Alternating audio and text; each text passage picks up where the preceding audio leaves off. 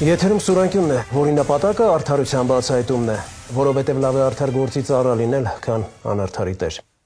Ես Վայա Ղազարյանս եւ Սուրանկյան ստեղծագործական խումբը բարի ուշ երեկո ենք մաղթում ձեզ։ Արագածոտնի թեմի առաջնորդի կանոնավորումը շատերին է զայրացրել։ Ի թիվս այլոց եպիսկոպոս Պրոշյանի հետ կատարվածի մասին սոցցանցում գրառում էր կատարել նաև փաստաբան Ալեքսանդր Կոչուբաևը։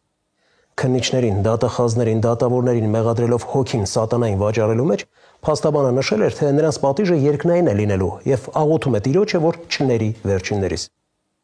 Ինքս թեև իրավաբան չեմ, բայց Կոչուբաևի գրառումը ընթերցելով հասկացել եմ, որ խոսքը ուղղված չէ կոնկրետ գործում ներգրավվածներին, այլ բոլորին, ովքեր ոչ արդար են աշխատում կամ հրահանգ կատարում, քանի որ փաստաբանը գրել է ոչ թե դատավոր, այլ դատավորներ։ Մինչդեռ հրապարակումից ժամեր անց հայտնի դարձավ, որ դիմակավորված իրավապահները մեքենայից իջեցրել են Կոչուբաևին, տապալել գետնին ու կալանավորել։ Անկեղծ ասած զարմացած է, չէ՞ որ նման կերպ վարվում են ծանր հանցանքի մեջ կասկածվողի հետ։ Էլ ավելի զարմացա, երբ ծանոթացա քրեական օրենսգրքի հոդվածին, որով մեղադրում են փաստաբանին։ Այն է դատավորի, դատախազի, քննիչի մասին արատավորող, նշված անձանց իրավունքներին օրինական շահերին այլ վնաս պատճառող տեղեկություն հրապարակելը։ Օրեր անց սակայն դադարեցի զարմանալ, քանի որ Գյումրիի քաղաքապետի ձերբակալման օրը ձերբակալվեց քաղաքապետարանի դիմաց ձեռքերը վեր պարզած փաստաբան Ռուբեն Մխիթարյանը։ Նրան էլ մեղադրում են զանգվածային անկարգություններին մասնակցելու, արդարադատության իրականացմանը կամ գործի քննությանը միջամտելու մեջ։ Փաստաբանների նկատմամբ իրավապահների հատուկ վերաբերմունքը ընդգծելու համար վերադառնանք հոկտեմբերի 15-ի դեպքերին։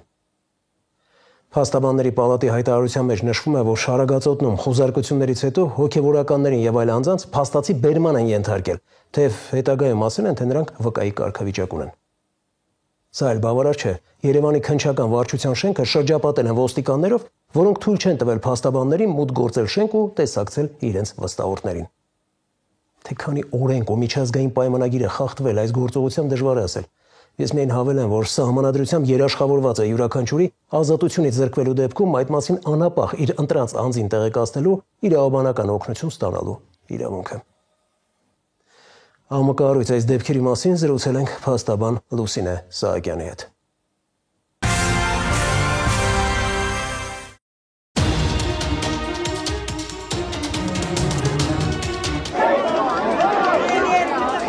Մինչ այս պահը հայտնի չէ նրա գտնվելու վայրը։ Բժիշկը միշտ ասում եմ կյանքը փրկում Աստծո առաջ պատասխանատու լինելով, դատավորը կյանքը կարող է այդ պահին մարդու ուղղակի խեղել։ Քննչական մարմնի դռները փակ են։ Նրա գրառման մեջ որևէ արատավորող տեղեկատվություն չկա։ Զանգում ես ընդհանուր բաժին իրենք տեղյակ չեն։ Արդյոք իրավաչափ էր բռնության հետ չկապված միջին ծանրության հանցանքի մեջ մեղադրվող փաստաբան Ալեքսանդր Կոչուբաևի ձերբակալությունը ասֆալտին պարկեսնելու միջոցով։ Վերջին տարիներին կարծես թե օրինաչափություն է դարձել, որ պետքա անձանց ձերբակալելուց պարկասնեն գետիններին, տանեն եւ այլն։ Ես սա բնականաբար դիտարկում եմ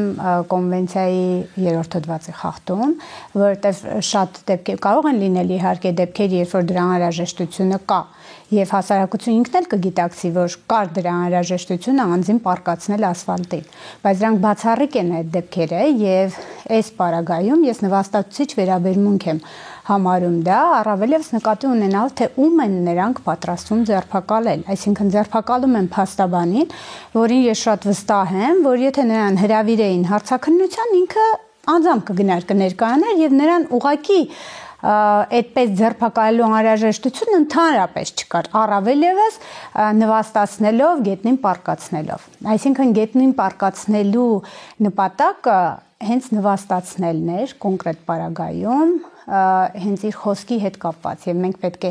արձանագրենք, որ այստեղ կա մի քանի իրավունքների խախտում, այդ թվում նաեւ խոսքի ազատության սահմանափակում, որովհետեւ ինքը խոսել է եւ այո, կարող է քննադատական խոսք է ասել, բայց իր քննադատական խոսքը ուղղված է նախ պաշտոնյաներին եւ պաշտոնյաներն էլ պետք է պատրաստ լինեն լսելու քննադատական խոսքը, կա համապատասխան նախադեպեր Եվրոպական դատարանի, որտեղ շատ հստակ սահմանված է, որ անձը պետք է, երբ որ նա պաշտոնյա է դառնում, նա պետք է պատրաստ լինի քննադատական խիստ խոսք լսելու։ Եվ տվյալ պարագայում ուղղակի պաշտոնյաները ցույց տվեցին, որ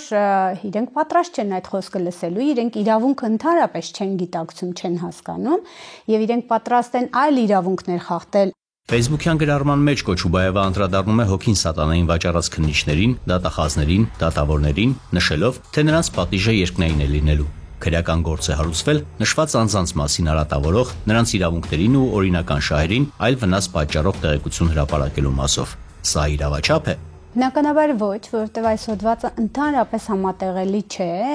նրա հետ, ինչ որ կատարվել է։ Ինչ վերաբերում է ընդհանրապես տեղեկատվության տրամադրման, տեղեկության ինչ տեղեկատվության մասին է ընդհանրապես խոսքը, եթե այստեղ նույնիսկ կա վիրավորական խոսք, այո, կա վիրավորական խոսք, միգուցե, բայց դա քրեորեն պատժելի հանցանք չէ, այն ինչ որ կատարվել է, որովհետև դա կարելի է հիմնավորել, բայց մեզ համար անհասկանալի է, թե ինչն են նրանք համարում, կոնկրետ այս հոդվածով մեղադրանք առաջադրելուց, ես շատ ուրախ կլինեի, եթե ես մասնակցեի դատական նիստին, որտեղ որ կուզենայի լսել այդ քննիչին, թե ինչպես էր նա պատճառաբանում, թե այդ ինչ տեղեկության մասին է ընդհանրապես խոսքը, որովհետև այստեղ չկա որևէ տեղեկություն, այսինքն սատանային հոգին վաճառելու մասին է խոսքը։ Հիմա ասում ենք, որ դա ճիշտ է կամ սխալ է սատանային վաճառել կամ չի վաճառել, այսինքն ակնհայտ է, չէ, որ այստեղ խոսքը դրա մասին չի։ Ուստի ես գտնում եմ, որ ակնհայտ ապօրինի է նրա ընդհանրապես մեղադրանք առաջադրելը եւ առավել եւս կալանավորելը։ Գյումրիում բերման ենթարկվեց, ապա ձերբակալվեց քաղաքապետարանի դիմաց կանգնած, ձեռքերը վեր պարզած փաստաբան Ռուբեն Մխիթարյանը։ Ոչ իրավաչափ վարքագիծ կար փաստաբանի գործողություններում։ Դա ինչ որ մենք տեսնում ենք եւ դա հասարակության աչքի առջև է եւ կան փառքաստու կան կադրեր, որտեղ հստակ երևում է, որ անձը որևէ ոչ օրինաչափ վարքագիծ չի դրսևորում։ Անձը օգտվում է հավաքի ազատության իր մասնակցության իրավունքից եւ որևէ մեկը իրավունք չունի անձին ասելու թե ինչու դու այստեղ գտնվում կամ չես գտնվում եւ անկախ նրանից թե դա իշխանությանը դուր գալիս թե չի գալիս, որովհետեւ այո ոչ մի հավաք էլ դուր չի գալիս իշխանություններին, եթե իրենց կազմակերպածը չի, բայց դա չի նշանակում, որ անձանց պետք է ազատությունից զրկել։ Հոկտեմբերի 15-ին քննչական կոմիտեի Երևանի քննչական վարչության շենքը շրջապատվել էր ոստիկանության ծառայողներով, որոնք տևական ժամանակ թույլ չեն տվել փաստաբաններին մուտք գործել շենք եւ տեսակցել իրենց վստահորդներին։ Իրավական ինչ նորմեր են խախտվել եւ ինչ պատիժ է նախատեսված նման դեպքերում։ Ընդհանրապես անթույլատրելի է, որ թեկուզ 1 վայրկյան 1 րոպե փաստաբանը կանգնի եւ սպասի այդ մուտքերում իր պաշտպանյալին տեսակցելու, նրա հետ հանդիպելի առանձնատեսակցություն ունենալու համար։ Սա քրեորեն էլ պատժելի արարք է, նկատի ունենալով, որ սա փաստաբանական գործունեության խոչընդոտում է։ Ինչու սա շարունակվում է ընդհանրապես, որովհետեւ կա անպատժելիության մթնոլորտ, որովհետև մինչ օրս ես դեռ չգիտեմ դեպք, որ պատժված լինեն նրա համար, որ փաստաբանին չեն թույլ տվել մուտք գործել եւ իր պաշտպանյալին տեսակցել։ Եվ քանի որ մեկ անգամ պատասխանատվության չեն ենթարկվել, հիմա արդեն հասնում են նրան, որ բացահայտ են հայտարարում, որ թույլ չենք տալու տեսակցել։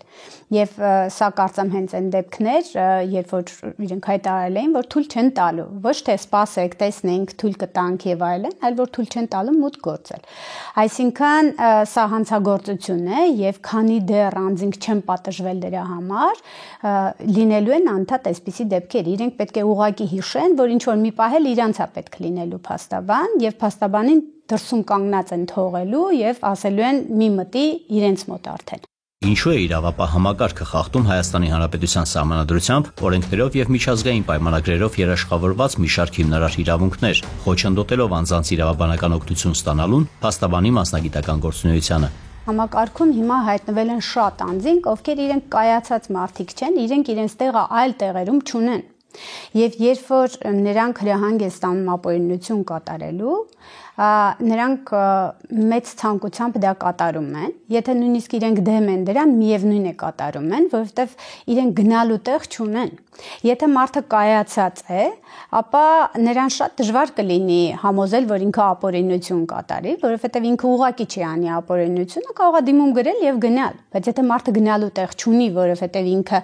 չունի այդ գիտելիքները, չունի այդ հնարավորությունները եւ այլն, չունի այն մակարդակը, որ ինքը կկարողանա եւ այլ տեղ իրեն դրսևորել, ինքը կատարում է դա։ Բացի դրանից, ինչու այս ապօրինությունները շարունակվում են, որովհետև ցավոք սրտի, երբ որ Եվրոպական դատարանը կայացնում է բազմաթիվ որոշումներ ընդդեմ Հայաստանի Հանրապետության եւ արձանագրում է խախտումները, բյուջեից մենք հարկատուներս ենք վճարումներ անում եւ չնայած երկար քննարկվում է այն հարցը, որ խախտում կատարած համակարգի աշխատողները պետք է եւ նաեւ դատավորները, նաեւ քննիչները, դատախազները, ովքեր այդ խախտումը թույլ են տվել, նրանք պետք է պատասխանատվության ենթարկվեն, դեռևս չկա դա, երբ որ նրանք իրենց գրպանից կվճարեն այդ յուրաքանչյուր խախտման համար, երբ որ իրենք հրահանգ կստանան ինչ որ ապօրինություն կատարելու, իրենք շատ լուրջ կմտածեն դրա մասին, որովհետև գիտեն, որ մի քանի տարի հետո իրենք իրենց գրպանից են վճարելու այդ խախտման համար։ Վերջին դեպքերը վերլուծելով կարելի է պնդել, որ քաղաքացիներին իրավական օգնություն տրամադրողներին ու նրանց իրավունքները պաշտպանողներին է օգնություն ու պաշտպանություն անհրաժեշտ։ Ցավոք սրտի այդպես է հիմա։ Եվ ես կարծում եմ, որ մեր համայնքը պետք է համախմբվի եւ ես անկեղծ չեմ տեսնում դեռևս այդ լուրջ պաշտպանությունը հենց փաստաբանները իրենց եւ ես Փաստաբանների պալատի դերն էլ շատ կարևորում եմ այստեղ եւ չեմ տեսնում, որ Փաստաբանների պալատը ձեռնարկի այնպիսի միջոցներ, որ չշարունակվեն այսպիսի ոտնձգություններ։ Եղել են միշտ դեպքեր ոչ այս կարգի, ոչ այսպիսի ապօրինի ձերբակալություն, բայց եղել են որոշակի խոչընդոտներ եւ այլն տարիներ շարունակ, բայց պալատը կարողացել է դա կանխել։ Վերջի տարիներին ցավոք սրտի մենք չենք տեսնում այդ պայքարը ու ես համոզված եմ, որ եթե փաստաբանները կարողանան համախմբվել եւ կանգնել իրենց իրավունքների պաշտպանության համար, իրավիճակը այսպես չի լինի։ Բռնի տեղահանումից 2 տարի անցել արցախցիների վերքերը չեն սպիացել։ Խեղված ճակատագրեր էջի նկարանող խմբի անդամները հանրապետության տարբեր ծայրերում մաճախ են հանդիպում գոյության կռիվ տվող երբեմնի հպարտ ու հաղթանակած արցախցիների։ Այո, շատ են խեղճացել։ Նրանցից շատերը խոստովանել են, որ փոշմանել են։ Պետք է չլքեին հայրենի օջախները ու մինչև վերջ իրենց կռիվը տային։ Ասում են, թե երբեք չէինք պատկերացնի, որ կարող ենք հայտնվել նման անպատվաբեր ու անօգնական վիճակում։ Փաստորեն, սոցիալական հոգսերը շատ ավելի զորեղ թշնամի են, քան ազերի բաշի բոզուկները։ Այս անգամ մեր նկարանող խումբը ճամփաբռնեց Արագածոտնի մարզի ներքին Սասնաշեն գյուղ։ Հենց այստեղ է ապաստանել Մարտունու շրջանի Ճարտար քաղաքից տեղահանված Խոսրովյանների ընտանիքը։ Ես կասեի գերդաստանը։ 38-ամյա Էրնեստ Խոսրովյանն ու 33-ամյա Արևիկ Գրիգորյանը ուշադրություն 9 երեխա ունեն, 6 որդի ու 3 դուստր։ Երբ մի պահ պատկերացնում ես, թե ինչպես է 11 հոգանոց ընտանիքը ստիպողաբար լքել սեփական կրթինքով կառուցած տունն ու պանդուղ դարձել, սիրտդ ծանրանում է։ Պատկերացնում եմ նաև Էրնեստի վիճակը։ 10 հոգու ճակատագրի պատասխանատվությունը թեթև վերջ է։ Բայց արցախցին արցախցի չի լինի, եթե այս դժվարությունն էլ պատվով չհաղթահարի։ Էրնեստը չի տրտնջում։ Կատարում է ցանկացած դժվար աշխատանք, միայն թե երեխաները քաղցած չքնեն։ Ապրում են Վարչով, ամսական վճարելով 70,000 դրամ։ Բացի Էրնեստի ոչ մշտական աշխատանքից, ընտանիքը գոյատևում է արցախցիներին հատկացվող պետական աջակցությամբ, բայց այդ գումարով հազիվ են կարողանում հոգալ դպրոցականների հագուստի, սննդի ու մի քանի կենցաղային ծախսեր։ Տան պայմանների մասին չեմ էլ ուզում խոսել։ Մաշված ու խոնավ պատեր, ջուր չկա, տաքանում են վառարանով, որի փայտը մի կերպ են հայթայթում։ Որպեսզի ընտանիքի մասին պատկերացումները ամբողջական լինեն, մի դրվագ ներկայացնեմ։ Երբ մերոնք երեխաներին հարցրել են, թե հաջորդ շաբաթ ինչ բերենք ձեզ համար, սպասելով թե կասեն քաղցրավենիք, հեռախոս կամ հեծանիվ, լսել են հետևյալ պատասխանը. խաղաղություն։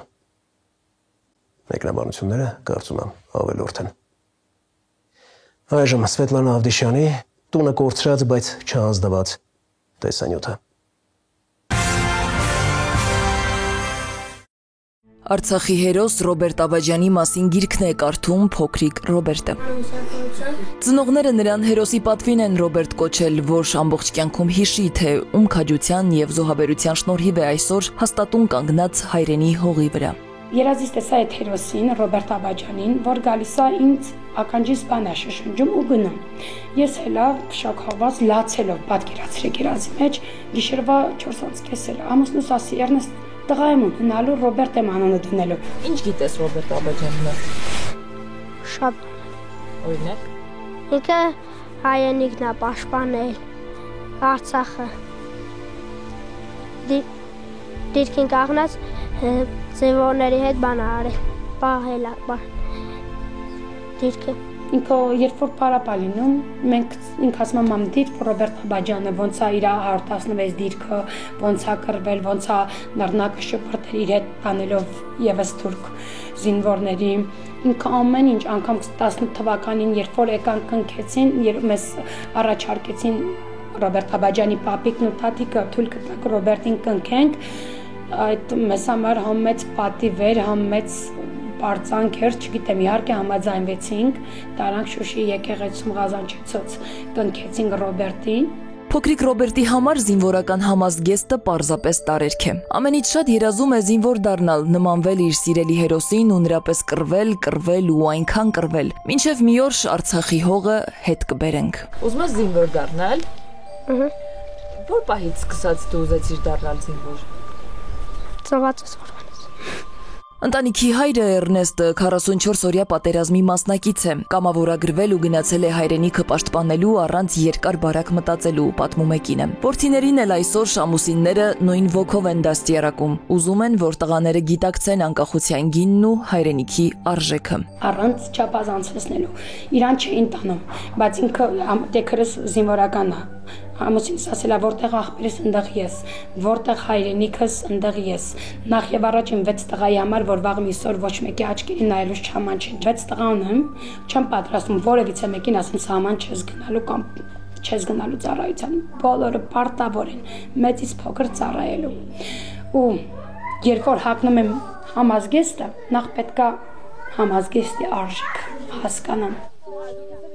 Արևիկն ու ամուսինը 9 երեխա ունեն, 6 տղա, 3 աղջիկ։ Արցախից տեղահանվելուց հետո Խոսրովյանների 11 հոգանոց ընտանիքը ժամանակավորապես ապաստանել է Արագածոտնի մարզի ներքին Սասնաշեն գյուղի այս համեստ, բայց օտար տանը։ Կորսված հայրենիքի կարոտն ու ամենաթանկ հուշերը սակայն իրենց հետ նոր տուն են բերել։ Տան գրեթե ամեն անկյունում է հայրենասիրության շունչը թևածում։ Արևիկը հյուրասենյակի պատը վերածել է սուրբ ու հաղթական անկյունի, որ երեխաները մեծանան զինվորների հայացքի տակ։ Մեր հերոսները պետքա լինեն մեր գլխավերևում, անկախ նրանից որտեղ են ապրում։ Ես ամեն օր ասում եմ երեխաներին, երբ որ արթնանում եք, դուք այստեղ հաց եք ուտում, սենյակում խաղում եք, ու ամեն պահի դու նայում ես այդ նկարին, չես կարա չնայես, աշկի դիմացա, ու պիտի հասկանաս ինչ ես ապրում, ում շնորհիվ ես ապրում։ Ես ուզում եմ, որ Արցախի հետ բերենք, գնանք Արցախում մնանք։ Պատերն է, որ այնտեղից ելանք, դուրս եկանք, այդ օրերին մինչև հիմա հիշում եմ, բայց կարոտում եմ։ Ես մեր տան հայատի հողից է ու մեկ էլ մոխիրից, որը որ մեր տան անկյունը եղել է հերոսներին նվիրված, վառել ենք, այդ վառած մոխիրից մի քիչ, էս էլ երեխեն թաքուն է բերել, քանի որ ասեցին թշնամին թույլ չտալիս ոչ մի բան անել։ Խոսրովյանները այս տանը վարձով են բնակվում։ Տան պայմանները ձեր էկրաններինն են, ամենանախանձելիներից չեն։ Պատերը մաշված ու խոնավ են, գույքը շարքից դուրս եկած, տաք եւ սառը ջուր առհասարակ չունեն։ Արջևում ձմեռն է, տունը վառարանով են տաքացնում, բայց վառելափայտ էլ չունեն։ Մի կերպ են հայթայթում։ Տան պատերը բանախնդիր, որ շատ է քանդված։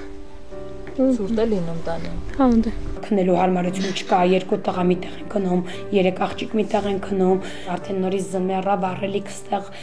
տոնան 115,000 են ասում ածուխը, որը որ պետք է առնենք, դեռ չգիտենք, հələ որ ու պետք է առնենք, թեկուզ պարտկով էլ պիտի առնենք, որ ընթացքում տանք, այդ մեզ պետք է որ ջեռոցումը լինի տան։ Եվ չնայած այս վատ կենցաղային պայմաններին աչք էր շոյում Արևիկի տան մաքրությունն ու կոկիկությունը, բայց կարիքները չափից դուրս շատ են։ Հարցին թե ինչպես են դիմանում այս պայմաններում, Արևիկը չի ընկրկում ու պատասխանում է. կդիմանանք որքան պետք է, միայն թե խաղաղություն լինի։ Փորձենք դրա հետ մեկտեղ Աստծուն խաղաղություն խնդրենք, որ գոնե եղածով համակերպենք։ Ամեն ինչն էլ խնդիր է, բայց մենք փորձում ենք գոյատևենք, ապրենք դրանցով, որ շատ նկատելի չլինի, փորձում ենք ապրենք։ Մեր տան պայմանները ոչ լավն են, համեմատած Արցախի տան, կուզեի, որ կահավորված լիներ, տաք և սառը ջրեր լիներ, գազ լիներ։ Չնայած Արևիկի ամուսինը աշխատում է օրավարձով, շինարարական աշխատանքներ է կատարում, բայց վաստակած գումարը չի բավարարում ընտանիքի կարիքները հոգալու համար։ Այս ընտանիքը ապրում է նպաստով ու արցախցիներին հատկացվող պետական աջակցությամբ, որի գումարով հազիվ դպրոցականների հագուստի, սննդի ու մի քանի այլ կենցաղային խնդիր են լուծում։ 6 հարուզավակ, 6 հայրենիքի պաշտպան ունեցող Արևիկը հավատում է, որ բարեգութ մարդիկ իրենց այս դժվար պահին մենակ չեն թողնի։ Աղոթում է, որ խաղաղություն լինի, որ երեխաները նորից չտեսնեն պատերազմ ու մի քիչ էլ ուշադրություն է ուզում, որ կարողանան վերագտնել իրենց բնականոն կյանքը։ Սվետլանա Ավդիշյան, Վահրամ Ավոյան, Սուրանգյուն։ Թողարկման երկրորդ հատվածում կներկայացնենք։ Չեն էլ քննարկում կալանքի որոշումները, միանգամից հավանություն է տալիս դրանց։ Չհիմնավորված կալանքի ենթարկվելու համար պատահից չէ բացր կաբինետներում նստողների նյարդերի հետ խաղալ։ Սկսում են իրար մեջ խոսալ հա ինքնա, հա հեսա կփակեն։ Պարբերաբար մասնակցում է տարբեր պետական ատյանների առջև անցկացվող ակցիաներին։ Ինչ փախնելու ռիսկի մասին է։ Խոսում է դատական համակարգի կախվածության մասին։ Միանգամից այս դատավորները հետապնդվեցին։ Կալանքը նախաքննական մարմինը երբեմն կիրառում է որպես շանտաժի գործիք։ Չի ունենում որևէ ապացույց, ունենում է օպերատիվ տվյալ։ Ոչ բոլոր մարդիկ են համաձայնում լռել եւ համակերպել 10 միլիոն դրամի պահանջ ենք ներկայացրել։ Կա չէ հավանականություն, որ հետագայում կարդարացվի։ Հազիվ բրծել են, չենք ուզում ոչ մի բան։ Փողով իհարկե հետ չես բերի ամենակարևորը՝ ժամանակը, որը մարդը կորցնում է ճաղերի հետևում։ Մենք ավելի շատ կալանավոր, քան դատապարտյա։ Ժամկետային ծառայությունը 2 տարվա փոխարեն կլինի 1.5 տարի։ Ինչու հապճեպ որոշում ընդունեցին, որ առաջիկա ձմեռայինից այն պետք է ուժի մեջ մտնի։ Այս միտքը նոր միտք չէ։ Այս ձեռնարկը առավելապես կապ ունի նախընտրական գործընթացների հետ։ Դա վաղ է այս պահին իրականացնել։ Պահեստազորայինն էլ իր հարցերն ունի։ 2 ամսվա ընթացքում ոնց են դա իրականացնել, չգիտեմ ես։ Այդ դեպքում վարժական հավաքների մասնակիցներին ինչու են տանում մարտական հերթապահության։ Դա պետական ռազմական կապ է։ Ապագա զինվորի ծնողը վրա է բերում ձևակերպելով նախընտրական հարցեր են լուծում, չեմ խափնվի։ Ինչ կա սրա տակ, շատ լավ հասկանում եմ, բայց ինձ լրի մեկ է։ Զինանձնակազմը կրճատվելու է, իսկ այդ խնդիրն իր հետևանքներին երկար սպասել չի տա։ Այսպես ենք անցում կատարում պրոֆեսիոնալ բանակի ձևաչափին։ Օրերս պատգամավորներից մեկը խորհրդանական ամբիոնից մի թիվ հրապարակեց, որը մեծ քննարկումների առիթ դարձավ։ Պարզվում է, Հայաստանի քրեակատարողական հիմնարկներում այս պահին գտնվում է մոտ 3500 անձ, որոնցից 2000-ը կալանավորներ են։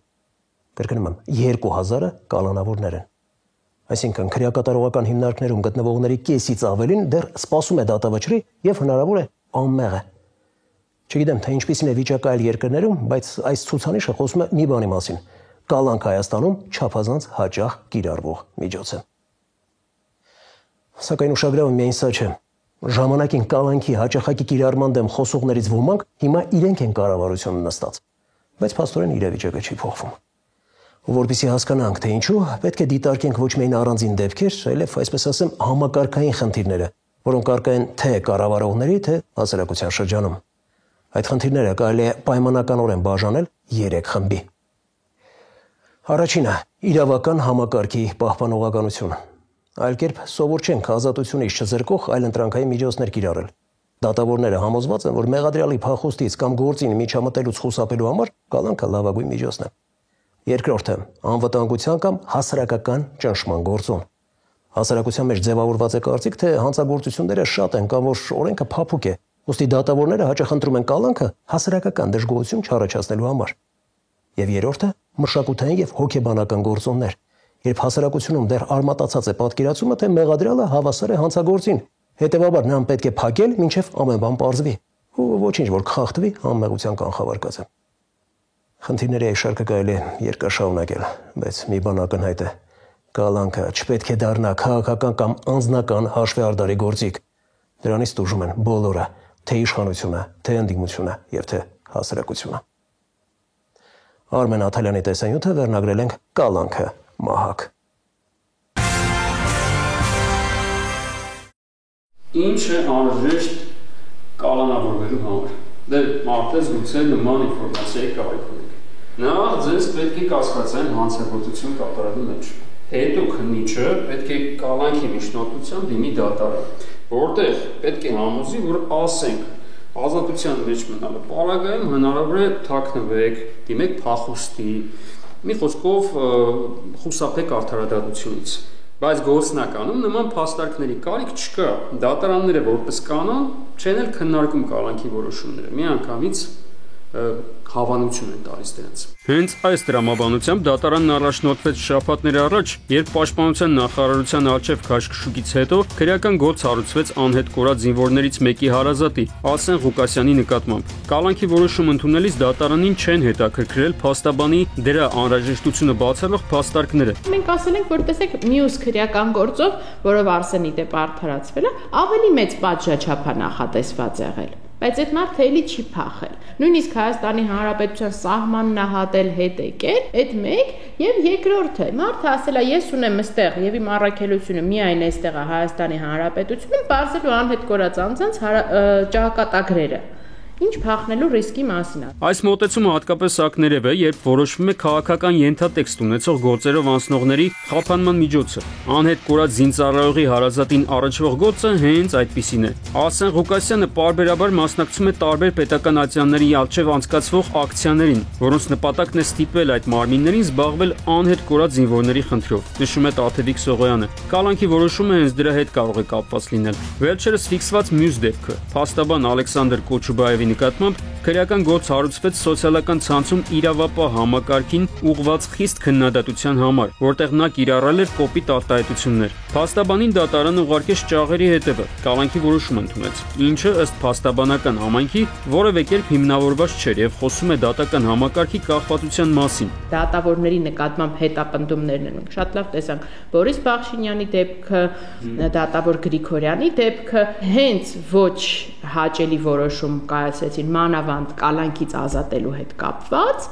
միանգամից այս դատավորները հետապնդվեցին։ Միջին վիճակագրական քաղաքացին կմտածի, դե ես իշխանության աչքի փուշը չեմ, հետևաբար նույնիսկ եթե կասկած են ինչ-որ հանցանքի մեջ, դժվար թե նման խնդրի բախվեմ։ Իրականում չհիմնավորված կալանքի ենթարկվելու համար պարտադիր չէ բացր կաբինետներում նստողների նյարդերի հետ խաղալ։ Բավարար է ցանկացած քրեական գործով ուղղակի լինել կասկածյալի կարգավիճակում։ Իմ հետ եղել է նման դեպք, ասեմ ավելին անչափահասի հետ ա եղել, քննիչները մտնում են այդ սենյակ, որտեղ գտնվում է ձերբակալված անձը, մի հատ նայում են, սկսում են իրար մեջ խոսել, հա ինքն է, հա հեսա կփակենք։ Դրանից հետո հաջորդում է քննիչի առաջարկը, որ ցուցմունք տուր, համագործակցիր մեր հետ, առեր ես պնդի ցուցմունքները X անձի դեմ, մյուսի դեմ եւ այլն։ Ու այդ դեպքում մենք քեզ չենք տանի կալանքի։ Այսինքն կալանքը նախաքննական մարմինը երբեմն կիրառում է որպես շանտաժի գործիք։ Այստեղ իհարկե հաց կարող է առաջանալ, ինչու է քննիչին անհրաժեշտ կոնկրետ ցուցմունքներ ինչ-որ անձանց վերաբերյալ։ Եթե ասենք գործով արդեն կան ապացույցներ կամ հստակ փաստական տվյալներ։ Երբեմն չի ունենում որևէ ապացույց, ունենում է օպերատիվ տվյալ, որը ապացույցի արժեք չունի բնականաբար այդ փուլում, ինքը տեղեկություն ունի օպերատիվ, բայց որպեսզի դա վերածի ապացույցի, պետքա որ այս անձը ցուցմունք տա։ Իսկ եթե մարդը չընկրկի, դրսևորի կամային հատկանիշներ եւ ցուցմունք չտալով հայտնվի ճաղերի հետևում, կա չէ հավանականություն, որ հետագայում կարդարացվի։ Ուրեմն, գաղութից դուրս գալուց հետո կփորձի հետամուտ լինել, որպեսզի իրավունքները հարգեն եւ փոխհատուցեն կրած վնասները։ Հազիվ բրծել ենք, էլ չենք ուզում ոչ մի բան։ Մոտավորապես այս դրամաբանության մեջ է եղել, չենք ուզում ոչ ռեաբիլիտացիա ենք ուզում, ոչ վնասի հատուցում ենք ուզում։ Բայց բարեբախտաբար քրեական գործերով անցած եւ սեփական անմեղության ապացուցմանը հասած ոչ բոլոր մարդիկ են համաձայնում լռել եւ համակերպվել ազատության անարդար սահմանափակման հետ։ Առաջացյալի դատարանը դատապարտել էր 7 տարի ժամկետով ազատազրկման, վերաքննիչ քրեական դատարանը արդարացրեց ու 1 տարի 9 ամիս ժամկետով անձը գտնվել էր կալանքի տակ։ Մենք դիմեցինք առաջացյալի դատարան, քաղաքացիական դատարան արդեն փոխհատուցման պահանջով, որպես ոչ նյութական վնասի հատուցում 10 միլիոն դրամի պահանջ էինք ներկայացրել եւ 5 միլիոն դրամի համար տենց լրացուցիչ ծախսեր։ Նախկինում նման դեպքերում փոխհատուցման հացը կարգավորված չէր։ Մարդը պետք է քրեական մեղադրանքի առողջությամբ արդարացվեր, հետո միայն դիմեր քաղաքացիական դատարան փոխհատուցման հացով։ Նոր օրենսգրքով հենց քրեական գործի քննության ընթացքում դատարանը կարող է որոշում ընդունել, եթե մատն անտեղի կալանավորված է եղել։ Դատարանը արդարացրեց անձին, ով 6 ամիս բանտային կալանքի մեջ է եղել, 1 տարի եղել է տնային կալանքի մեջ։ Միանգամից արդեն դատավճռով որոշեց, որպես բաց թողնված աշխատավարձ չստացված եկամուտ պետությունից Իդեմս ֆինանսների նախարարությունից բռնագանձել հօգուտ այդ անձը 3 միլիոնի սահմաններում։ Փողով իհարկե հետ չես բերի ամենակարևորը՝ ժամանակը, որը մարդը կորցնում է ճաղերի հետևում։ Նաև դժվար վերականգնես հավատն առ արդարադատության համակարգ։ Ցուցիչ է նա, թե ինչքան են դիմում քննիչները կալանքի եւ ինչքան տոկոսն է բավարարվում։ Ու միշտ Եվրոպայի խորհուրդը, միջազգային կառույցները քննադատել են, որ այդ տոկոսը Հայաստանում եղել է 90 եւ բարձր։ Հիմա ես վստահ եմ, որ մենք շատ պատմական, շատ բարձր ցուցիչ ենք ստանալու եւ տոկոսային առումով, եւ թվակազմի առումով։ Ու դրա մասին է վկայում հենց այդ մեր հայտարարությունները, որ փաստացի մենք Հայաստանում ունենք ավելի շատ կալանավոր, քան դատապարտյալ։ Արդարադատության համակարգում այս պահին աշխատում են մի շարք դատավորներ, որոնք կարծես ստեղծված լինեն կալանքի որոշումների համար։ Փաստաբանները նույնիսկ կարող են կազմել top 10, որում ընդգրկված կլինեն այն դատավորները, որոնք 100% հավանականությամբ հաստատում են քննիչների կալանքի միջնորդությունները։ Արմեն Աթալյան, Զորաբ Քարամյան, Վահրամ Աբոյան, Սուրանկյուն։ Բանակում ժամկետային ծառայությունը կլինի 1.5 տարի։ Ծնողների համար այս ավետիսը օրերս հայտնեց Նիկոլ Փաշինյանը։ Պատկերացնում եմ ծնողների ուրախությունը։ Որդուն ստիպված չեն լինի երկարուձիգ եւս 180 օր սպասել։ Բայց այս ուրախությունը ցավոք մակերեսային է։ Եթե որոշումը դիտարկենք զգացմունքային հարթությունից դուրս, կպարզենք, որ այն ավելի շատ բարդություններ կառաջացնի, քան խնդիրներ կլուծի։ Եվ ուրեմն, եթե ծառայության ժամկետը կրճատում ենք, վաղ թե ուշ հարց է առաջանալու. ով է պահելու դիրքերը։ Կասեն ով, դե իհարկե 25-օրյա հավաքների մասնակից։ Իսկ եթե նա չի ցանկանում կամ չի կարող, որովհետև ասենք ընտանիքի միակ կերակրողն է, կպատասխանեն, իսկ ով է նրա ցանկությունը հաշվի առնելու։ Դրա համար էլ վարժական հավաքներից խուսափելու մասին օրենքը խստացրել ենք։ Հարց երկրորդ. իսկ ում է դա ավելի շուտ կամ շատ սպառնում։ Օրիգինալ չեմ լինի, եթե ասեմ ընդդիմադիր հայացքներ ունեցողներին, հասարակական ակտիվիստներին, որոնց առաջիկա խորհրդարանական ընտրությունների նախաշեմին կարող են վարժական հավաքներին մասնակցելու ծանոթում ուղարկել։ Այսինքն մի կողմից իշխանությունները առնվազն 25 օրով կչեզոքացնեն իրենց մրցակիցներին, մյուս կողմից հնարավորություն կստանան հավաքել զորակոչային տարիքի երիտասարդների, նրանց հարազատ բարեկամների քվեները։ Ու ամենևին չեմ զարմանա, եթե ոչ հեռավոր ապագայում 25-օրյա վարժական հավաքները դառնան երամսյա։ Մյուս կողմից զինծառայությունը 1.5 տարի դարձնելու, այսինքն զորակոչային անձնակազմը մոտ 25%-ով կրճատելու հետևանքով ցնցածող զորակոչիկները պետք է հասկանան, որ սահմանին հերթապահությունը ոչ թե 15 օր է լինելու, այլ ասենք 25, որովհետև փոխարինող չի լինելու։ Ու եթե Աստված մի արասցե պատերազմ սկսվի, շատ են նեղվելու, որ ամեն չորրորդը, որ պիտի իրենց հետ լիներ, չկա։ Հետևաբար, զինված ուժերը ոչ թե կրճատելու, այլ համալրելու խնդիր ունենք։ Ու դա անհրաժեշտ է ոչ թե պատերազմ սկսելու, այլ երկրի պաշտպանությունը ապահովելու համար։ Եթե անգամ համոզվածություն լինի, որ առաջիկա 5 տարում պատերազմ չի լինելու, միևնույն է, պարտադիր ժամկետային ծառայության կրճատումը վնասելու է երկրի պաշտպանունակությանը։ Այսինքն այս որոշումը ոչ այլ ինչ է, քան հանուն իշխանության պետական անվտանգության զոհաբերում։ Ներկայացնում եմ Էդուարդ Պողոսյանի «Խարխլվող պաշտպանություն» տեսանյութը։ Պարտադիր զինծառայության ժամկետը գործադիրը կրճատում է նախատեսվածից էլ ավելի շուտ։ Շաբաթասկզբի թոփ նորություններ։ 2 տարվա փոխարեն բանակում 1.5 տարի ծառայելու պաշտպանության նախարարության նախաձեռնությունը, որ գերատեսչությունը հիմնավորում էր պայմանագրային զինծառայողների թվի աճով, ինչպես նաև կանխատեսում, թե այսպես պարտադիր զինվորական ծառայության կազմակերպման ուղղությամբ ծախսերը նվազելու են, ուժի մեջ կմտնի ոչ թե հաջորդ 2026 թվականի ամառային, այլ առաջիկա ձմեռային զորակոչից։ Վարչապետը Facebook-ում հատուկ տեսանյութ հրապարակեց, տեղեկացրեց, իշխանության ներսում են քննարկել, որոշել։ Քննարկում եմ ունեցել պաշտպանության նախարարի հետ, նախորդող շրջանում խորհրդարանական գործընկերների հետ եւ որոշել ենք, որ օրենքը ավելի շուտ ուժի մեջ մտնի 2026 թվականի հունվարի 1-ից, այսինքն 2026 թվականի հունվարի 1-ից ձմեռային զորակոչից Հայաստանում ժամկետային զինծառայությունը 2 տարվա փոխարեն կլինի 1.5 տարի։ Ընդդիմության տեսանկյունն այն է, որ այս նախագիծը բերված է հատուկ մեր 26 թվականի ընտրություններից ընդառաջ եւ ընդհանրապես քարոզչական տեխնիկա է։ Այս միտքը նոր միտք չէ։ Նախ խորհուրդ կտամ այն գործընկերներին, ովքեր մեզ մեղադրում են հապճե որոշումներ ընդունելու եւ նախընտրական ինչ-որ գործողություններ կատարելու մեջ, կարդան կառավարության ծրագիրը։ Կառավարության ծրագրով մենք ստանձնել ենք պարտավորություն, որ մեր գործունեության հնգամյա հատվածում պայմանագրայինների ավելացման հաշվին կրճատելու ենք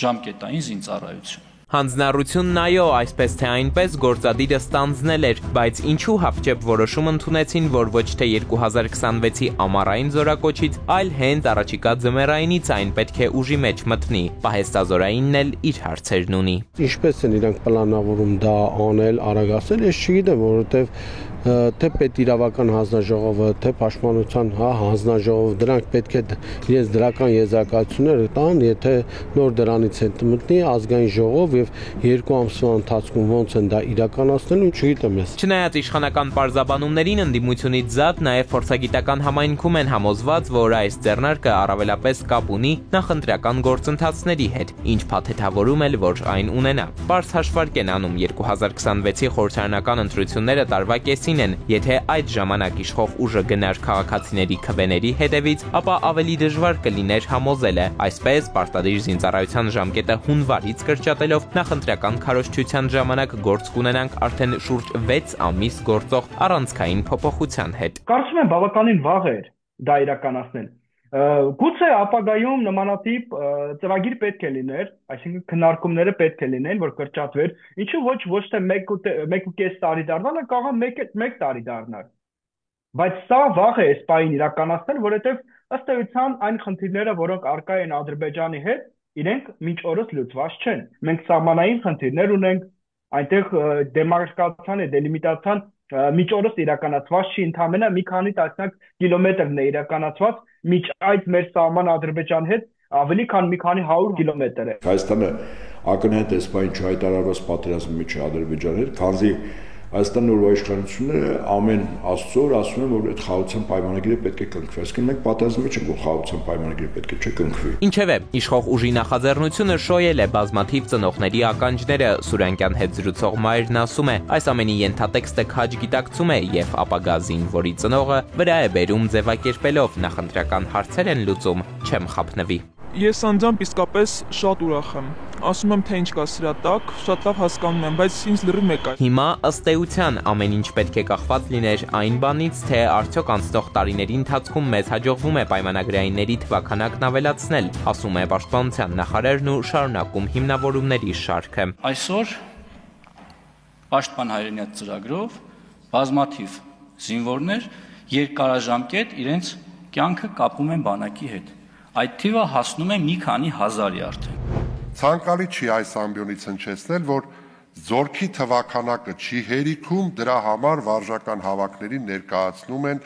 մարդկանց նաև մարտական հերթապահության։ Խորհրդարան սեպտեմբերի 30, այսինքն շուրջ 1 ամիս առաջ պաշտպանական գերատեսչության պատասխանատուն այլ բաներ ասում այս նույն ամբիոնից։ Զինված ուժերում, եթե ոչ խնդիր, ապա առնվազն համալրման կարիք կա։ Մի քանի հազար պայմանագրայինների թվի աճն օրինակ մասնագետները չեն տեսնում եւ հենց այն նույն ռետորական հարցն են տալիս, որպես խոսքի հիմնավորում։ Այդ դեպքում վարժական հավաքների մասնակիցներին ինչու են տանում մարտական հերթապահության։ Երբ որ ասում են աճում են, թվեր թող հրապարակեն։ Իրենք գիտեք ինչ են ասում, դա պետական ռազմական գաղտնիք է, չեն կարող ասել։ Ահավասիկ կեղծում են։ Մենք թե սպայական, թե շարքային, թե սերժանտական կազմի շատ լուրջ թեր համալրվածություն ունենք ըստ ինձ։ Ես ծառայելով զինված ուժերում ժամանակին դեռևս 10 տարի առաջ այդ խնդիրը կար, առավել ևս հիմա էլ մենք ունենք այդ խնդիրը։ Դա բաց աղբյուրներից բոլորն էլ կարող են տեսնել, թե Վազգեն Սարգսյանի ակադեմիա ժամանակին ինչքան, քանի հոգի, քաղաքացիներ դիմում, քանի հոգի էին սպայական կազմ գնում դեպի զինված ուժեր եւ հիմա քանի հոգի է դիմում եւ քանի հոգի են։ Փորձագիտական համայնքում սրվում են մտահոգությունները, մասնագետները համոզված են այսպես 2 տարվա փոխարեն 1.5 տարի պարտադիր ծառայությամբ զինանձնակազմը կրճատվելու է, իսկ այդ խնդիրն իր հետևանքներին երկար սպասել չի տա։ Բացի այդ, պարզ տրամաբանություն է այն զին պատրաստվածությունը, որ 2 տարվա ընթացքում էր հնարավոր լինում ձևավորել, 1.5 տարվա դեպքում ամեն բան պետք է արագ անել, այդ թվում ավելի շուտ բարձրանալ դիրքեր։ Որպես հետևանք երկրի պաշտպանունակությունը դժելու եւ եթե պակասեցնում նշանակում է որ մարտական հերթապահություն իրականացնող ազնագազմի թվաքանակն է կրճատվում։ Ինչպիսի հաշվարկներ է կատարվել անվտանգության, երկրի անվտանգության հետ կապված։ Այդ ռիսկերը արդյոք չափելի է, թե չափելի չէ։ Արդյունավետությունը էլ ավելի է ցածրանում։ Հստակեցում չկար կոնկրետ առաջի տարվա մեջ մենք այդ խնդրը տեսնելու ենք։ Միանշանակ տեսնելու ենք, 1 տարի հետո մեր զինված ուժերի քանակը տոկոսային հարաբերությամբ կարծում եմ 10-ից 15% կկրճատվի։ Արհեստավարժության մակարդակը որոշ չափով իջնելու է, ազդելու է զինվորական պատրաստության վրա։ Ադրբեջանն ի դեպ միևնույն ժամանակ հաջորդ տարվա ռազմական բյուջեն դարձնում է ավելի քան $5 միլիարդ, ինչն աննախադեպ է այդ երկրի պատմության մեջ, բայց օրերս տեղեկություն տարածվեց նաև, թե մինչև հաջորդ տասնամյակ նվազեցնելու են զինծախսերը։ Կեղծիք է, վստահ են մասնագետները։ Հիշեցնում են հայ-ադրբեջանական խաղաղության ամերիկյան գագաթնաժողովից Ալիևն իր Բաքու տարավ նաև չեղարկված 907-րդ բանաձևը եւ հիմա արդեն դեսուդենից թանկարժեք զենք զինամթերք գնելու փոխարեն այս զեղչի քարտով ուղիղ առուծախի մեջ է մտնելու նահանգների հետ։ Կարծում եմ Ադրբեջանի պահանջն է սա նաև։ Ռազմական փորձագետը նկատի ունի, որ մինչև ատամների ծայրը զինվող Ադրբեջանը հավանաբար կրկին խաղաղության անվան տակ Հայաստանին պարտադրել է կրճատել զինանձնակազմը։ Հիշենք, Իլհամ Ալիևը անցնող տարիների ընթացքում մի քանի անգամ նույնիսկ հրապարակային պահանջներ է ներկայացրել մեր երկրին, նաև մեզ զենք վաճառող պետությունների առաջ պայման է դրել գործարքները չեղարկելու համար։ Ռազմական բյուջեն էլ մեր երկրում եկող տարի նվազելու է, այնինչ նույնիսկ եվրոպական մի շարք երկրներ, որ ամենից խաղաղն են եւ պատերազմի սպառնալիքն էլ նրանց գլխին կախված չէ, անընդհատ ավելացնում են իրենց պաշտպանական ծախսերը, իսկ մենք ահա այսպես ենք անցում կատարում պրոֆեսիոնալ բանակի ձևաչափին։ Էդուարդ Պողոսյան, Զոհրաբ Քարամյան եւ Վահրամ Ավոյան, Սուրանկյուն։ Կհանդիպենք քիչ անց։ Լադայի վարորդին տարել էին հիվանդանոց, էլ չկարողացա հարցնել, թե քո արածը դուրդ եկավ։ Այդ հեռախոսն է սաղ վթարի պատճառ։ Խեղճմարտը մեքենան ամբողջությամբ խնձորով էր բարձել, երևի տանում էր վաճառելու։ Խեղճմարտը քրտնիք է։ Հետո պարզում են, որ ներսում ուշադրություն 200-ից ավելի մայրացու խոզեր, խոշկորներ կան։ Մեկ այլ մեքենա կրկնակի վրա երթյա ենթարկում հետիոտնին, սարսափ ժանրից է, ժողովուրդ ջան։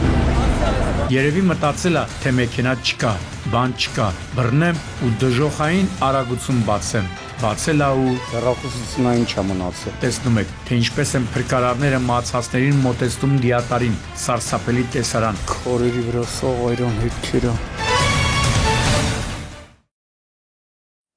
Ներքին գործերի նախարարությունում վերջերս ակտիվորեն քննարկվում է հանցագործությունների կանխարգելմանը միտված նոր համակարգ ստեղծելու հարցը։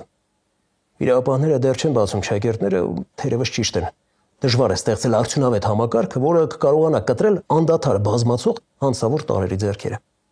Բայց եթե այն հաջողությամբ փսակվի, հուսանք մի համակարգ կստեղծեն ճանապարհատրանսպորտային պատահարների թվի նվազեցման համար։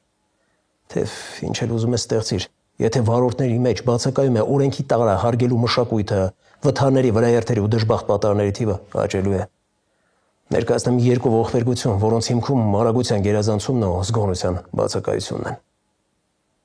Պաշտոնական տվյալներով Ռուսաստանում տարեկան մի քանի 100 մոտոցիկլավար է զոհվում։ Դե գիտեք, անծայրացիր ճանապարհներ ունեն։ Մեծ արագություններ զարգացնելու համար ամենակարևոր նախապայմանը։ Հայաստանում չկան անծայրացիր ճանապարհներ, սակայն դա չի խանգարել ռուս մոտոցիկլավարին զարգացնել մեծ արագություն, չդրսևորելով անհրաժեշտ զգոնություն։ Իսակովի պողոտայում 33-ամյա ռուս մոտոցիկլավարը ուշ գիշերին, թերևս մտածելով, որ մեքենաներ չկան, մեծ արագություն է զարգացրել, սակայն ինչ-որ պահի կորցրել է զգոնությունը, դուրս եկել ճանապարհի երթևեկելի գոտուց, բախվել ծառին ու երկաթե ցանկապատին։ Քիչ անց մոտոցիկլետի վիճակը տեսնելով կհասկանաք, որ մոտոցիկլավարի ողջ մնալու հավանականությունը զրոյական է եղել։ Եթե հաշվի առնենք, որ մեր երկրում մոտոցիկլետների քանակը ավելանում է երկրաչափական պրոգրեսիայով, ենթադրելի է, որ դժբախտ պատահարների թիվը գնալով աճելու է։ Արագությունը եւ զգոնության բացակայությունը վտանգի գործոն են ոչ միայն մոտոցիկլավարների համար։ Օրինակ, երբ լսում եք, թե այսինչ մեքենան դուրս է եկել երթևեկելի գոտուց ու մի քանի պտույտ տալով հայտնվել դաշտում, ինչ եք առաջին հասկանում։ Ես օրինակ մտածում եմ, որ եթե վարորդը արագությունը չգերազանցեր ու զգոն լիներ, նման իրավիճակում չէր հայտնվի։ Իսկ եթե այդ մեքենայում 8 մարդ է եղել, սա արդեն որոշակիորեն փոխում է իրավիճակը։ Չէ՞ որ ուղևորների սահմանված քանակի գերազանցումը մեքենայի սահքի համար կարող է հավելյալ բարդություններ ստեղծել ու դառնալ կատարվածի պատճառներից մեկը։ Երևի հասկացաք, որ այս ամենը պատմում եմ կոնկրետ օրինակով։ Ծովագյուղ Շորժա Վարդենից Չարաբաստիկ ճանապարհին Opel ինքնավթարի հետևանքով 2 մարդ տեղում մահացավ, եւս 6-ին տեղափոխեցին Վարդենիսի բժշկական կենտրոն։ Շարունակեք անտեսել պարզ իրողությունները, անվտանգության կանոնները ու տեսնենք, թե ուշ կարող ենք հասնել այս տեմպերով։ Անցած օրի քրեական քրոնիկոնը հարտակարգ պատահարներն ու ավտովթարները Գագիկ Շամշյանի, որ մահը ճամփի ընկեր չդառնա, տեսանյութում։ Այ ժողովուրդ ջան, եթե մենք մեր մասին չենք մտածում, ինչու ենք պահանջում, որ ուրիշները մտածեն։ Եթե տարական ճշմարտությունները չենք սերտում, ոնց ենք պատրաստվում, չգիտեմ ինչերի հասնել։ Ասում ենք, եթե հետիոտնային անցում կա, դրանով անցեք, ոչ, մարդիկ հենց ստորգետնյա անցման վրա մահանում են վրաերթից։ Ասում ենք, հրդեհային անվտանգության կանոններին ուշադրություն դարձրեք, բանի տեղ չեն դնում։ Հետո գոմում հրդեհից ավելի քան 100 խոչկոր են կորցնում, հետո էլ բողոքում են բախտից։ Մի խոսքով, շատ վատ աշակերտներ եք, դուք ուսուցիչներ, երբեք չեք դառնա։ Կամ ինչ է նշանակում հանդիպակաց երթևեկելիով երթևեկես։ Ամեն օր նենց բաներ ենք տեսնում ու լսում, որ արդեն դադարել ենք զարմանալ։ Իսկ դա վատ է, շատ վատ։ Երբ կեսօրին մոտ Ազանգի հետքերով հասա Կիևյան փողոցից Մոնտե Մելքոնյան փողոց տանող ճանապարհահատվածի սկզբնամաս, դեռ չգիտեի, թե ինչն էր Տեսլայի ու Լադայի բախման պատճառը։ Չնայած անցած փորձս հուշում էր, որ հաստատ մեքենաներից մեկի հանդիպակաց դուրս գալու պատճառով են այսօրը ընկել, բայց թե կոնկրետ որ մեքենան, այդ արդեն պետք էր տեղում պարզել։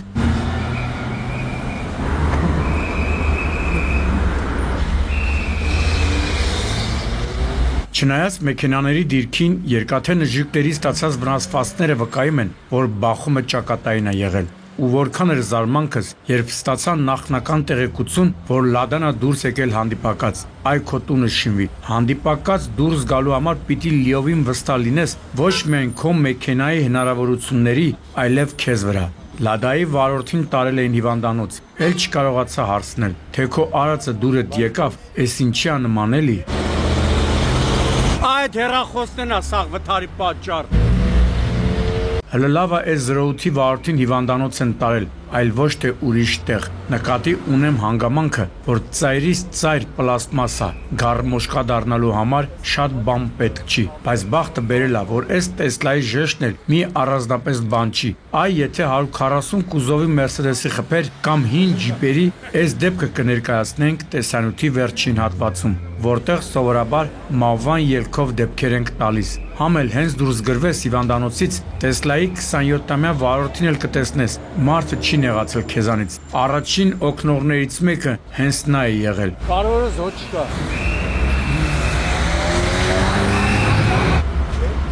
Ախպեր։ Ինչ ասել էլի նմաններին։ Անջատված պապիրոսը բերանը վթարված մեքենայի կողքով անցնում է ու ձեռի հետ էլ հետաքրքրասիրությունը բավարարելով։ Այդ ծխախոտի պատճառով, որ մի հատ գմփար երևի այդ ժամանակ խելքը գլուխը հավաքեր, բայց ինչևէ, հիմա տեղափոխվենք Արարատի մարզ, ավելի ստույգ Պարուր Սևա գյուղի վարչական տարածք։ Հենց այս կողմերից Ազանգ եմ ստանում, միանգամից մտաբերում եմ մեծ բանաստեղծի հետ տեղի ունեցած ողբերգությունը։ Գիշերը 3:30-ի սահմաններն էր։ Ուղիղ 1 ժամ առաջ այստեղ մեծերի բախումն է եղել։ Չէ, էսի չի քշվի։ Էսի ոնց կքշվի լնդենալ։ Մեծեր ասելով նկատի ունեմ առաջին հերթին այս բեռնատարը, հետո Ford Transit-ը, դե ամեն դեպքում մարդատար սեդան չեն։ Մինչև պարզելը, թե կատարվածը որ մեքենայի վարորդի մեղավորությամբ է, փորձեցի հասկանամ, թե արդյոք մարդկային կորուստներ ունենք։ Բնականաբար կասկածում էի տրանզիտի ներսնում գտնվածների մասով, թե չէ բեռնատարը Սամո Սաբոյ ապահով է, ու ճիշտ է, ասեցին, որ հիվանդանոց տեղափոխվել է մի հոգի, տրանզիտի վարորդը։ Մարդու քրտինքը։ Այո, խեղճմարտը մեքենան ամբողջությամբ խնձորով էր բարձել, երևի տանում էր վաճառելու։ Բարեկներին հարցրեցի, թե ով է կատարվածի մեղավորը, դժվարացան պատասխանել, թե բա նախաքննական մարմինը կասի։ Այդ մենք էլ գիտենք, դուք ձեր պատկերացրած ասեք, բայց մեր մեջ ասած ճիշտ էլ անում են, որովհետև հատկապես բեռնատարի դիրքից դժվար է պատկերացնել, թե ինչ է կատարվել։ Միակ փաստն էր, որ նախքան հիվանդանոց տեղափոխվելը Ֆորդի եւ նաեւ բեռնատարի վարորդներին պարեկները սթափության փորձաքննության են ենթարկել, երկուսն էլ սթափ են եղել։ Իսկ ահա քննելու մասով փորձաքննություն չկա, ու եթե դու պարզվի, որ վարորդներից մեկի աչքն է կպած եղել, հեչ չեմ զարմանա։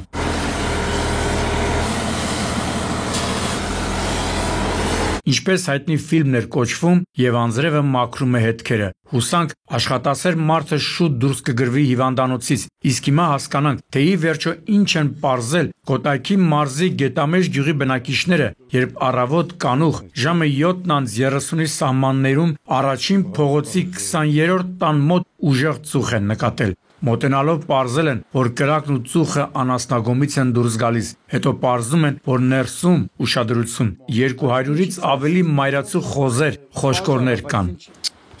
Վայ մամա ջան, որը սաղեր տարեմյատ առանձին տեղ եմ լցեվի ձակերը բաներ, օդքի չա պետք եղե։ Սաղ հղի մայրեր, սաղ պետք է ծներ է։ Հա, ծնած էին կեսից շատը։ Քանի հատ 80 հատ գոջի կա, չէ, ինչ 90 հատ թե 80 հատ գոջի կար տակները։ Սա իրոք ողբերգություն էր։ Բնակիչները վարչական շրջանի ղեկավարի հետ արագ ահազանգում են 911 ճգնաժամային կառավարման ազգային կենտրոն, ու մինչ հրշեջ փրկարարների ժամանումը փորձում են սեփական ուժերով պայքարել կրակի տարածման դեմ, սակայն ապարդյուն։ Վերջապես հրշեջները հասնում են ու կրակը մարելուց հետո հայտնաբերում տասնյակ սատկած խոզեր ու խոչկորներ, ավելի ճիշտ 170-ին մոտ։ Հետո Կոտայքի մարզպետարանի համապատասխան վարչության աշխատակիցները կապ են հաստատում սննդի անվտանգության տեսչության հետ, ովքեր պետք է օգնեն գյուղացուն սատկած խոզերին տեղափոխել դաշտամիջյան հատված, որտեղ մի քանի մետր խորությամբ պետք է փոս փորեին, խոզերին լցնեն փոսի մեջ ու հողով փակեին։ Այս խոզը հանեցին կեսից սատկավ, ասին հանի որ ջուր եք պահում, մեծ խոզեր հանեցին դե սատկավ, շունչը կդրվավ։ Այդ մեկն էր սաղ մնացել։ Երկու հատ էլ կային, հանել են վերև։ Պարարտ հողը այդի վարվելում է։ Ըստ նախնական տեղեկությունների հրդեհի պատճառը հնարավոր է էլեկտրալարերի թույլ միացումն է եղել, բայց կրկնում եմ, ըստ նախնական տեղեկությունների, անկախ ամեն ինչից, խոզատերը պետք է հրդեհային անվտանգության նկատմամբ շատ ուշադիր լիներ։ Այդ խեղճը ըստ գյուղացիների մեկ խոչկորից է սկսել ու առավոտից երեկո իր արդար քրտինքով բազմացրել է խոզերին։ Ինչի է այս աշխարհը սենց թարս։ 8 հատը մենակ ծնած էին եւ ամեն մեկի տակ 14-15 հատ գոջի։ Վայ։ Սա սատկել են։ Էնեք սատկեն։ Հա, ընդելա սատկել մայրը ջտերը տակը, իսիա սատկե։ Սես պստիկներ շատ կային, մի 60 հատ էլ տարի ուրիշ տեղ եմ լցրել։ Ակուրատն էլ գոմերը այս թե նայ։ Դու տեղին օր երկու անգամ լվացվում, ակում տես ինչքան են բան արել, որ սրանք մաքուր են եղել։ Ինչքան են իրար եկել, որ ցեխ ա դառել։ Հիմա որ ասեմ շատերի ականջները այնքան խորը բամբակներ են դրված, որ ոչինչ չեն լսում, կասեք ասեց։ Նախանցած, անցած տեսանյութերում զգուշացրինք, որ հարգելի, սիրելի, սքանչելի, պատվելի հետիոտներ, ճանապարհը անցեք միայն թույլատրելի հատվածով։ Լավ, նեժելի այդքան բարդ բան է։ Իհարկե բարդ չի, բայց դե մարկանց ականջները, ինչպես արդեն ասացի, բամբակներով է լցված։ Էս էլ փաստացի ապացույցը։ Կոմիտասի Պողոտայի թիվ 38 շենքի դիմաց ենք, որտեղի հարևանությամբ ապրող բնակիչներն արդեն այս հատվածը համարում են մահաբեր ճանապարհ, իսկ ինչպես ասում են կադրերը, առավել քան խոսուն են։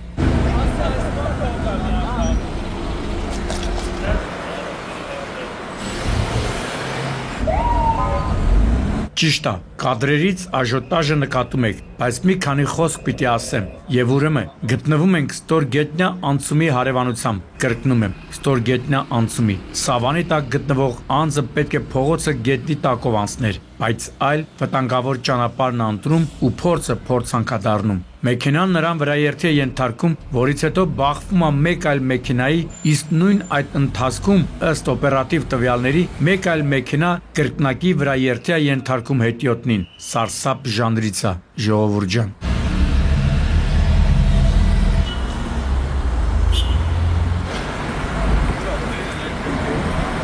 Պարզեցի նաև, որ վարորդներից մեկին էլ տեղափոխել են հիվանդանոց։ Վախից, թե ստացած վնասվածքից չհասկացա։ Հիմա ուշադրություն։ Հենց այս հատվածում վրաերթերի մի քանի դեպք եմ ներկայացրել, իսկ դրանք տեղի չեն ունենա, եթե հետիոտները չալարեին ու փողոցը անցնեին գետնի տակով, այսինքն մարդիկ չեն արժևորում իրենց կյանքը։ Լավ, դուք չգիտեք, թե Կոմիտասի պողոտան ինչ լայնություն ունի, այն կտրելը բավականին բարդ է, էլ ուր մնաց մթով, խելքի աշեցեք հետիոտներ ջան, բախտը մի փորձեք, որովհետև ինչպես ուսանում է փորձը, նման դեպքերի գերակշիռ մասը ավարտվում է ողբերգությամբ։ Эсвайте диатарնա։ Կամ էս մոտոցիկլավարները, որոնք վերջին ժամանակահատվածում սնկի պես բուսնում են։ Ախր էս անտերը քշելու համար միայն ադրենալինի արկայությունը բավարար չի։ Պետք է նաև համապատասխան հմտություններ ունենաս ու առաջին հերթին զգոնություն, ռեակցիա։ Տարածներով բացեք արագություն, ինչ որտեղ հլը հասկանալի կլինի, բայց մայրաքաղաքում այս սենց ավարտ է ունենում։ Ինչ արվեսի արագություն ելնի։ Սե մոտոյի համարի։ Էս ինչ մոտոյա մարկան։ Հոնդա։ Մինենց էլ ասեցի Հոնդայա, կարծես սաղ կյանքս մոտո վարած լինեմ, բայց մոտոցիկլավարը հաստատ պիտի տեղյակ լիներ, որ Իսակովի պողոտան, որի վտանգների մասին անցած թողարկմանն էլ զգուշացրինք, արագություն զարգացնելու հեշտ լավ տեղ չի։ Ցանկացած պայի կարող է առջևում մեքենա հայտնվել ու եթե ռեակցիայի հետ կապված խնդիր ունես, ավելի լավ է չտանջես գազը։ Ռուսաստանի Դաշնության քաղաքացի 33-ամյա Ալեքսանդրը գիշերը ժամը 3-ի սահմաններում երևի մտածել է, թե մեքենա չկա, բան չկա, բռնեմ ու դժոխային արագություն բացեմ։ Բացել է ու Նստում հեռախոսից նա ինչ է մնացել։ Սաղավարտուր այք է հասե։ Շպրտվե Սիձելնիկ ուրը հասե։ Ինչպես տեսնում եք, Ալեքսանդրը Հոնդայով դուրս է եկել ճանապարհի երթևեկելի գոտուց, բախվել բազալտե եզրաքարին, ապա երկաթե էլեկտրասյանը, առաջ ընթացել, բախվել ծառին, ապա հայտնվել մայթին, բախվելով բազալտե եւ երկաթե ցանկապատին։ Երևի ավելորդ էլ է ասել, որ Ալեքսանդրը հենց տեղում էլ մահացել է։ Լավ, Հայաստանի ճանապարհներին կարող էր ծանոթ չլինել, բայց Ռուսաստանի վիճակագրությանը պիտի որ ծանոթ լիներ։ Պետք է գիտենար, որ Ռուսաստանի ճանապարհներին մի քանի 100 մոտոցիկլավար ազովվում։ Ինչա, դա բավարար չէր։ Մարդ չգիտի էլ ինչ ասի։ Առաջին հարվածը այստեղ է եղել։ Այնա էլեկտրասյան վրա էլ այրան հետքեր կա, հայոսա։ Եվ վերջում Ծովագյուղ, Շորժա, Վարդենիս, Չարաբաստիկ ճանապարհի 80-րդ կիլոմետրին կատարվածի մասին։ Մասնագետները փաստում են, որ ինքնավթարների մեծ մասը արագության գերազանցման եւ հեռախոսով խոսելու հետևանքն են։ Մի մասը զգոնության բացակայության, թե սրանցից հատկապես որն է եղել պատճառը, որ Opel Zafira-ն դուրս է եկել հանդիպակաց երթևեկելի գոտի, մի քանի պտույտ շրջվել եւ հայտնվել դաշտում, կպարզի նախաքննությունը, բայց ինձ թվում է, վսոժը երկու տարբերակներն էլ առկա են եղել, որովհետև արագություն է պետք, որ չկարողանաս մանևրել։ Մյուս կողմից դեպքը տեղի է ունեցել 18:30-ի սահմաններում, այսինքն մթնշաղին, հետևաբար վարորդը պիտի կրկնապատկած լիներ զգոնությունը։ Նույնականացման բանը բերեք մի հատ նույնականացեք, տեսեք եթե բանա բանը նայեք։ Վարորդներին քանի անգամ ենք ասել, որ հատկապես ուշադիր լինեն, երբ մարդ են տեղափոխում։ Ախր մարդը կարտոշկա չի, որ ոնց էլ քշես կլինի։ Թարսի նման Opel-ում եղել է ուշադրություն։ 8 մարդ, համենայն դեպս դեպքի վայրում հավաքվածների վկայությամբ։ Եթե այդպես է, ուրեմն գործ ունենք մեկ այլ խախտման, թույլատրելի քանակի ուղևորների տեղափոխման հետ, բայց եղածը, իսկ եղել է այն, որ ինքնավթարի հետևանքով 2 հոգի տեղում մահացել էր, եւս 6 հոգի տեղափոխվել էին Վարդենիսի բժշկական կենտրոն։ Այս կողմով եկեք, այս կողմից ավելի արմար է։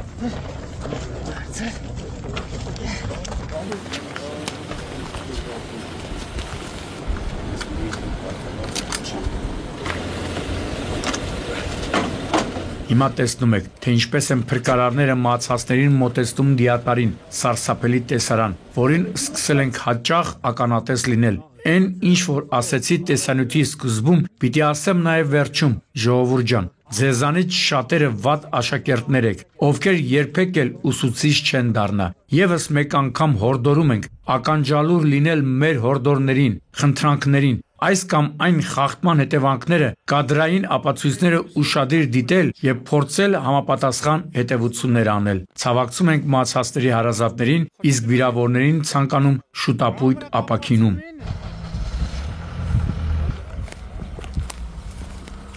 Քորերի վրա սաղ այրան հետքերը։ Բամրա կապված լինեն, հնարավոր է փրկվեին։ Գագիկ Շամշան, Սուրանկյուն։ Այսքանը գործով զորանանք եւ առողջ հոգով ու լուսավոր մտքով առաջ շարժվենք։ Կհանդիպենք նոյեմբերի 2-ին ժամը 22-ին։ Աստված պահապան հայազգին։